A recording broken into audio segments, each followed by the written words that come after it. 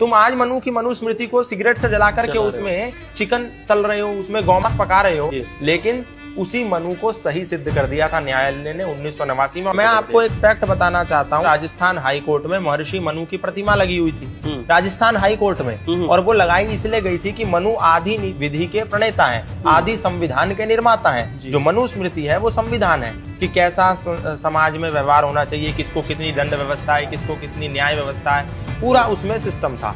तो इस आधार पर राजस्थान हाई कोर्ट में प्रतिमा लगी हुई थी, जिसको स्थानांतरित करने के आदेश 8 जुलाई 1989 को दे दिए गए।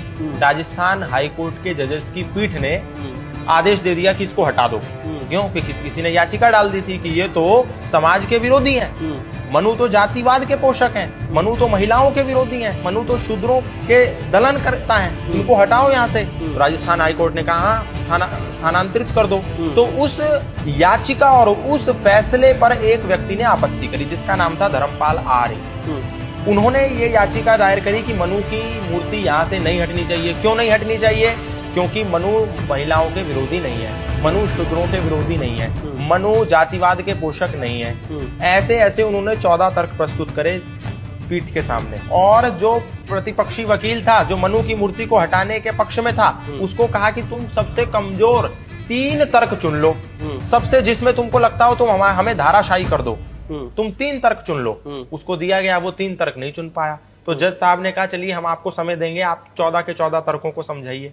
जब उन्होंने 14 तर्कों को समझाया तो 3 दिन की कोर्ट की कार्यवाही लगी। 3 दिन की कार्यवाही के बाद सब तथ्यों को जब उन्होंने समझा दिया और ये सिद्ध कर दिया कि मनु जातिवाद के पोषक नहीं है, मनु शूद्रों के विरोधी नहीं है, मनु महिलाओं के दलनकारी नहीं है, दमनकारी नहीं है, मनु समानतावादी है, तब प्रतिपक्षी वकील को समय दिया गया कि अब इन्होंने तो सिद्ध कर दिया, अब तुम इनकी बात को काट के दिखाओ।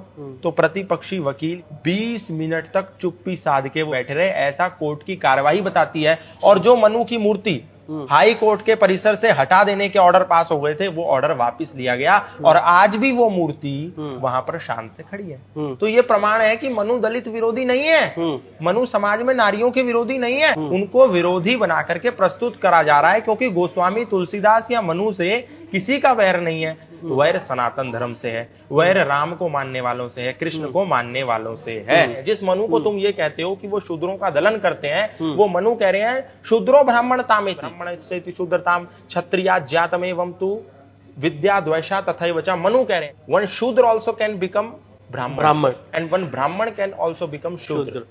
उस मनु को तुम कह रहे हो कि शूद्रों का दलन करने वाले हैं। मनु कह रहे हैं प्रमोशन हो सकता है, जैसे एक नॉर्मल एसआई का इंस्पेक्टर पद पर उससे फिर ऊपर, उससे फिर ऊपर प्रमोशन होता है, और कुछ गलत कर दे तो डिमोशन भी हो जाता है। इसी प्रकार कोई शूद्र व्यक्ति है तो उसका प्रमोशन हो सकता है, ये मनु कह रहे हैं। उस मनु को पढ़ा तो है नहीं, बस उसको सिगरेट लगा करके और मांस पका करके उसको चूल्हे में जलाया है। तो मनु की क्या गलती है इसमें?